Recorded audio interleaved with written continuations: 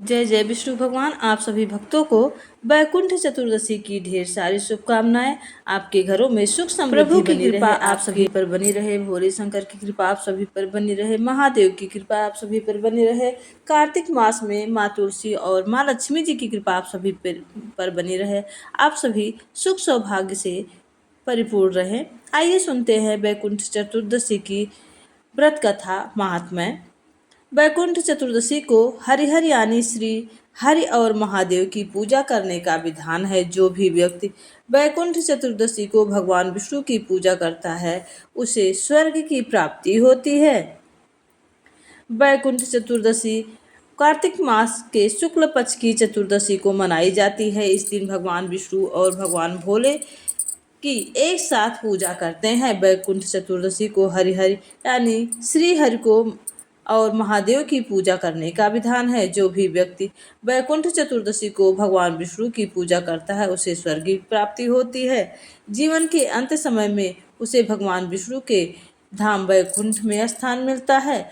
वैकुंठ चतुर्दशी ही एक ऐसा दिन है, इस दिन भोले शंकर को तुलसी अर्पित की जाती है 12 बजे के बाद, और विष्णु भगवान को बेलपत्र चढ़ाया जाता है। बच्चों का उपाय है कि अगर आप के बच्चे थोड़ा सा विद्या में कमज़ोर हैं और पढ़ना लिखने नहीं जानते या बहुत ही ज़्यादा बदमाश है, शरारती हैं, तो आप एक उपाय कर सकते हैं कि जो वैकुंठ चतुर्दशी के दिन तुलसी भोले बाबा को चढ़ाई जाती है और बेलपत्र विष्णु भगवान को चढ़ाया जाता है, दोनों मिलाकर एक मधु की शीशी में रख दें और पत्ते करके उसमें रख दें और वही शहद 1 महीने तक अपने बच्चे को पिलाएं। आपके बच्चे का दिमाग बहुत ही स्वस्थ और चुस्त पुष्ट होगा और हर कार्य में जो है प्रगति करेगा वह बच्चा।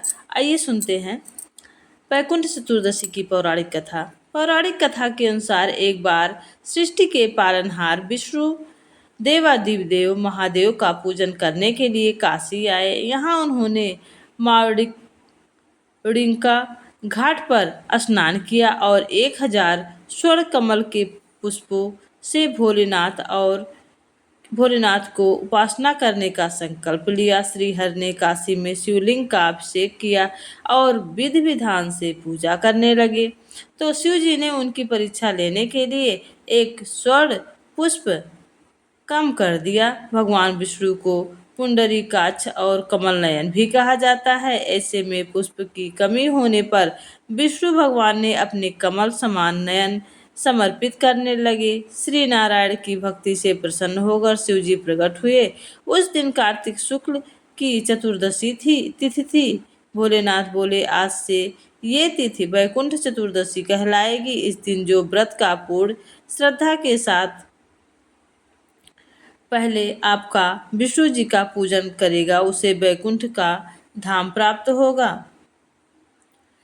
भगवान भोलेनाथ ने इसी दिन करोड़ों सूर्यों की कांति के समान वाला सुदर्शन चक्र श्री हरि को प्रदान किया था। और एक और मान्यता के अनुसार श्री हरि ने इस दिन जय विजय को स्वर्ग के द्वार खुले रहने का आदेश दिया था। मान्यता है कि पृथ्वी लोक पर रहने वाले प्राणी को इस दिन व्रत और जगत के पालनहार की पूजा करने से मृत्यु के बाद यमलोक की पीड़ा नहीं सहनी पड़ती, उन्हें मोक्ष की प्राप्ति होती है, उन्हें 14,000 पाप कर्मों से मुक्ति मिलती है। वैकुंठ चतुर्दशी के दिन आप भगवान विष्णु और भगवान शिव दोनों की पूजा करें। साथ ही इस दिन आप भगवान विष्णु को बेलपत्र और भगवान शिव को तुलसी की पत्ती अर्पित करें। सिर्फ यह चीज़ आज ही के दिन अर्पित करने का विधान है। ऐसा करने से आपके जीवन के सारे कष्ट कम हो जाएंगे और आपकी सभी मनोकामनाएं पूर्ण होंगी। मान्यता है कि इस दिन भगवान विष्णु ने शिव जी के प्रसन्न करने के लिए काशी में गंगा घाट के तट पर दीप प्रज्वलित किया था। इस दिन जो भी संध्या काल में सब तीर्थ घाटों पर पवित्र नदी के समीप दीपदान करता है उस पर महादेव सहित भगवान विष्णु की अपार कृपा बरसती है और उसका जीवन दीप की तरह प्रकाशित होता है। इस दिन माना जाता है कि जो भगवान विष्णु के निमित्त 1000 कमल के पुष्प उनको अर्पित करता है और उनके मंत्र का जाप करता है, करते हुए उन्हें पुष्प अर्पित करता है, उसके लिए वैकुंठ के द्वार सदैव ही खुल जाते हैं और जीवन भर उन्हें अपार सुख मिलता है। इस दिन महामृत्युंजय मंत्र का 108 बार जाप करें और विष्णु भगवान के सहस्त्र नाम का पाठ करें।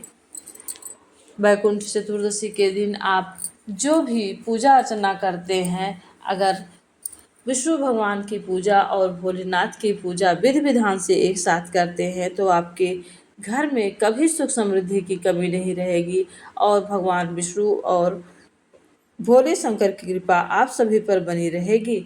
माँ लक्ष्मी जी की कृपा, माँ तुलसी जी की कृपा आप पर बनी रहेगी।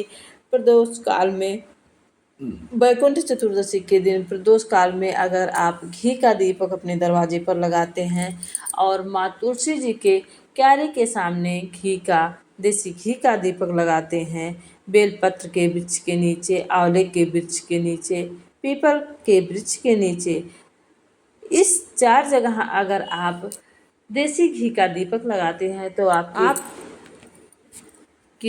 घर में सुख समृद्धि का हमेशा वास रहेगा और माँ लक्ष्मी आपके घर में हमेशा निवास करेंगी और जो भी कष्ट क्लेश हैं सारे दूर हो जाएंगे और आपको वैकुंठ की प्राप्ति होगी।